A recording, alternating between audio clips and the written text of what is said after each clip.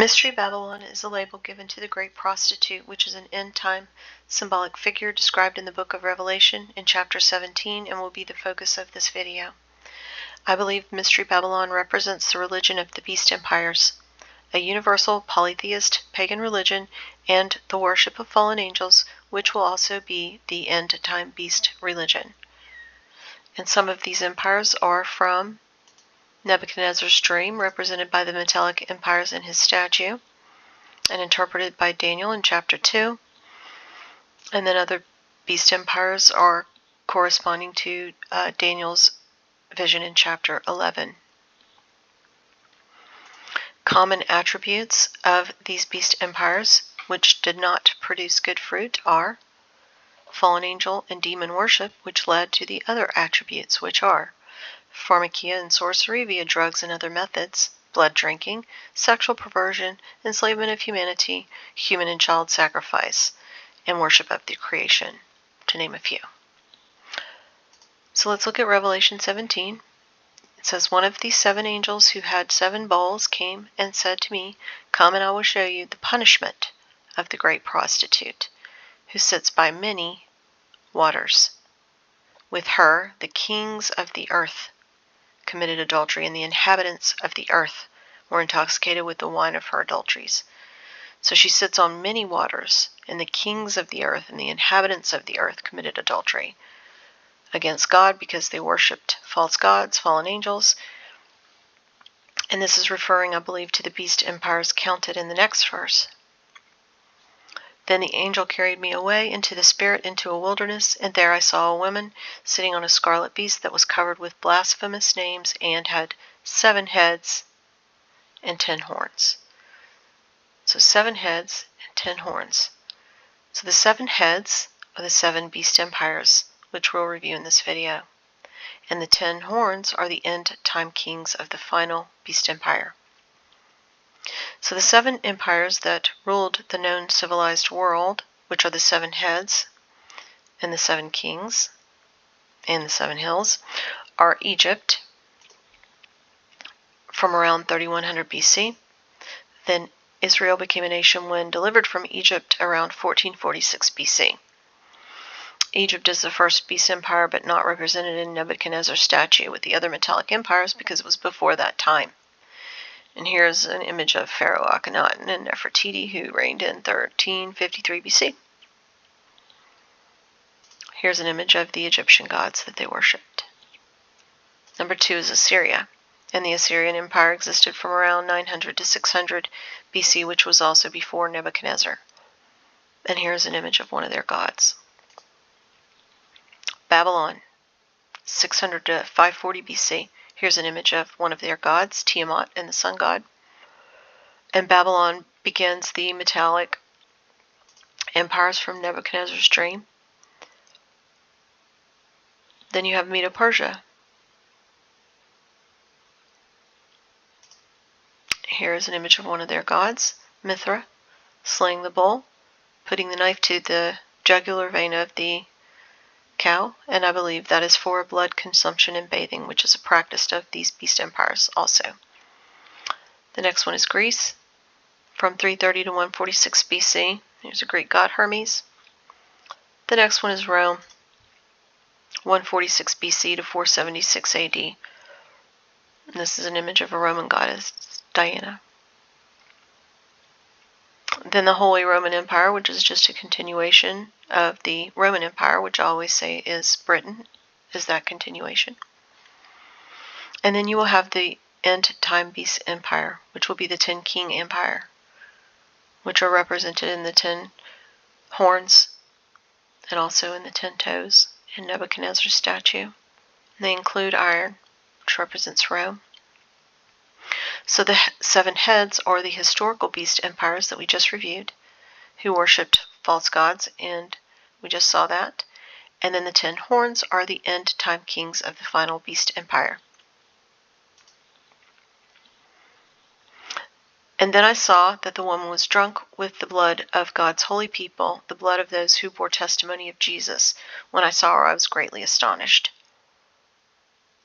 I know this is partly symbolic language, but I also think that they literally drink the blood of God's people.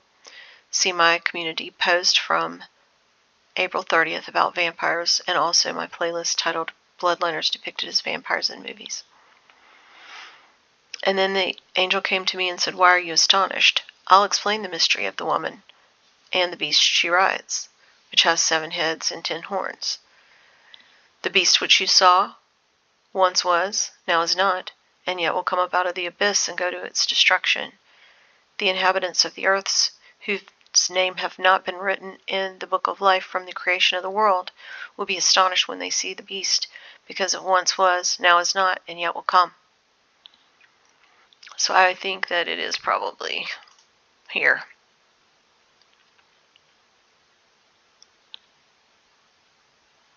I think it's here. This calls for a mind with wisdom. The 7 heads are 7 hills on which the woman sits. So the 7 heads and the 7 hills represent the beast empire in this verse. There are also 7 kings. 5 have fallen, 1 is, the other has not yet come. But when he does come, he must remain only for a little while. So the 5 fallen, I believe, are Egypt, Assyria, Babylon, Medo-Persia, and Greece. And then the one at the time of John in 95 AD was Rome, so that's 6. And the other is yet to come, and when he does come, that remains for a little while. I think that's the British Empire, and that's 7.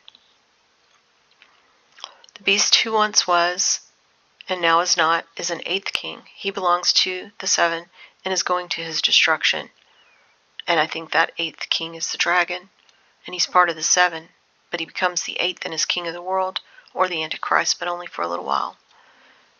The 10 horns you saw are 10 kings who have not yet received a kingdom, but who for 1 hour will receive authority as kings along with the beast, and those are the end-time kings represented in the 10 toes, along with the 10 horns.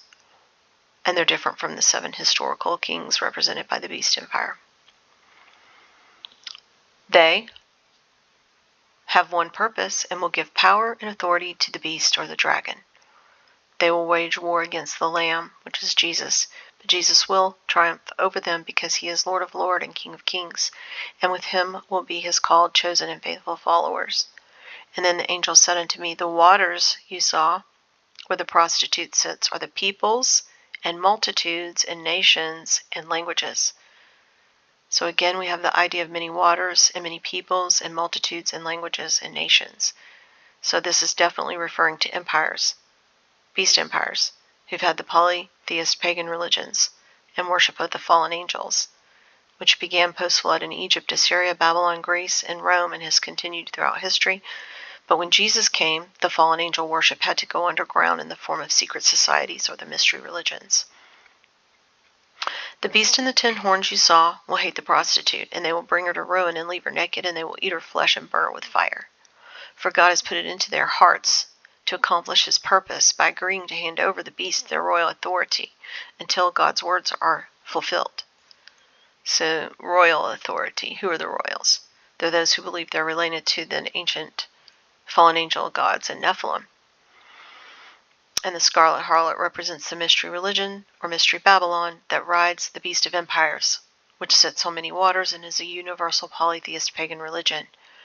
That mystery religion will bring about the 10 kings and 10 kingdoms, and behind the geopolitics of the end time will be that 10 king empire, and that will be the bloodliners. But what about the city? Because it also says, "The woman you saw is the great city that rules over the kings of the earth." So here we're just told that mystery Babylon is a city also.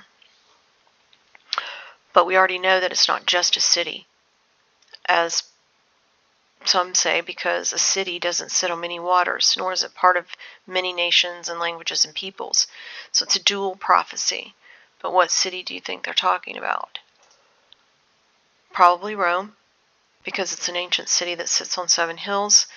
Palatine Hill is the most ancient, and it's the birthplace of ancient Rome, and Romulus, who was represented as a Nephilim king, son of a Roman god Mars and a human woman, alive from around 753 to 716 BC. And I've been here, and it's a very dark, evil place. 13 years ago, there were no guards or security cameras that I could see. And these are very ancient ruins, ones you would think that they would want to protect, so I thought that was odd that there was no security and then nobody messed with it. So I think it's guarded by a very ancient evil spirit, and that's why. But the fact that Rome are the legs of iron on Nebuchadnezzar's statue, that would also explain the competition for the Iron Throne.